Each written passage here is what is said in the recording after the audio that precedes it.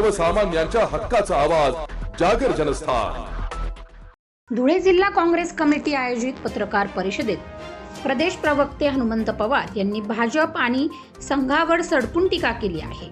स्वतंत्र लढा आणि तिरंग्याला विरोध करणाऱ्यांनी आम्हाला देशभक्ती शिकवू नये असे खडे बोल सुनावत त्यांनी सावरकर, मनोहर भिडे आणि कंगना रनौत यांच्या वादग्रस्त विधानाचा खरपूस समाचार घेतला आहे।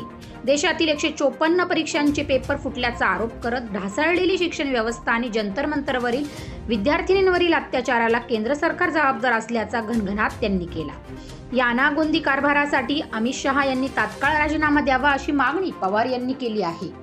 याची ज्वलंत प्रश्नावर चर्चा करण्यासाठी आणि विद्यार्थ्यांशी थेट संवाद साधण्यासाठी काँग्रेस नेते राहुल गांधी येत्या 22 तारखेला विद्येचे माहेरघर असलेल्या पुण्यात येत असल्याची मोठी घोषणा देखील त्यांनी केली। या महत्त्वपूर्ण कार्यक्रमात खानदेश आणि धुळ्यातील विद्यार्थिनींनीही मोठ्या संख्येने सहभागी होणार असल्याचे हनुमंत पवार यांनी स्पष्ट केले आहे।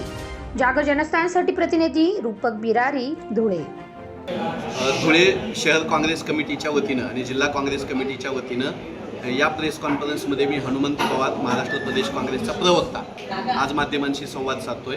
येत्या 22 तारखेला देशाचे विरोधी पक्षनेते, आमचे नेते खासदार राहुलजी गांधी पुण्यामध्ये येत आहेत, महाराष्ट्रात येत आहेत। पेपर फुटीच्या प्रश्नावर आणि विद्यार्थी आंदोलनाच्या अनुषंगानं देशभरामध्ये शिक्षण व्यवस्थेबद्दल जी चर्चा होते त्यावर विद्यार्थिनींशी बोलण्यासाठी राहुलजी गांधी पुण्यामध्ये येत आहेत। पुणे हे सावित्रीबाई फुले यांचं शहर आहे, पुणे हे राजमाता जिजाऊ यांचं शहर आहे, पुणे हे फातिमा शेख यांचं शहर आहे।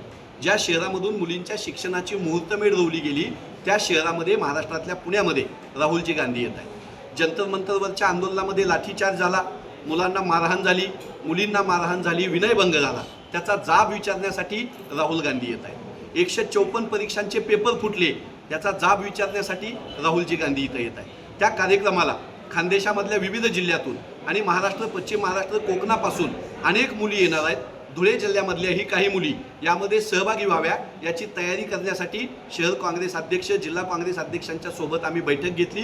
त्या कार्यक्रमासाठी धुळ्यामधूनही मुलींची उपस्थिती राहील असा आमचा प्रयत्न आहे।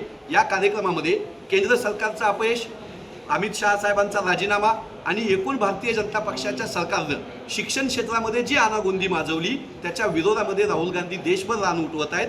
देहरादूनला कार्यक्रम झाला, प्रयागराजला कार्यक्रम झाला, कोटा शहरामध्ये कार्यक्रम झाला, चौथा कार्यक्रम आपल्या महाराष्ट्रात पुण्यामध्ये होत आहे। त्या कार्यक्रमाच्या तैयारी आज ही प्रेस कॉन्फ्रेंस होती। सर, धुलिया में एक खासदार सवाल इस प्रेस कॉन्फ्रेंस का नहीं है। एजुकेशन पे राहुल जी का जो 22 तारीख को दौरा है महाराष्ट्र में, उसके बारे में हम बात करें तो अच्छा होगा।